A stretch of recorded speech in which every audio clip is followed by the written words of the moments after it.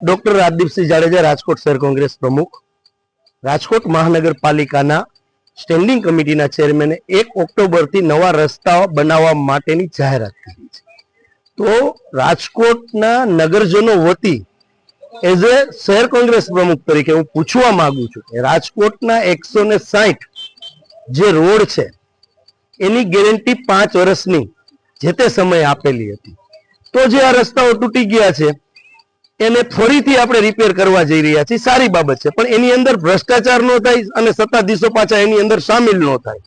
એ સિવાય જે 160 રોડની જે ગેરંટી 5 વર્ષની હતી એમાં ક્યાંક ખાડા પડ્યા, તૂટ્યા, તો એને નોટિસ આપવામાં આવી. જો 5 વર્ષની ગેરંટી હોય તો મહાનગરપાલિકાએ એને નોટિસ આપવી જોઈએ, પણ 160 રોડમાંથી એક પણ કોન્ટ્રાક્ટરને નોટિસ પણ નથી આપી મારી પાસે જે માહિતી છે એ પ્રમાણે. અને 1 ઓક્ટોબરથી જે રોડ તૂટી ગયા છે અને સમારકામ અને નવા રોડ કરવાના છે એની અંદર પાછા સત્તાધીશો અને કોન્ટ્રાક્ટરો મળી અને પાછા ભ્રષ્ટાચાર તરફ ન જાય એના માટે આજે સ્ટેન્ડિંગ કમિટીના ચેરમેન અને રાજકોટ મ્યુનિસિપાલિટી કમિશનરશ્રીને કહેવા માંગુ છું કે હવે ભ્રષ્ટાચારથી રાજકોટની પ્રજા ત્રસ્ત થઈ છે. આપ જે મોનિટરિંગ કરો એ ચોક્કસ મોનિટરિંગ થાય જેથી કરીને રાજકોટની પ્રજાનો ટેક્સનો પૈસો વેડફાય નહીં.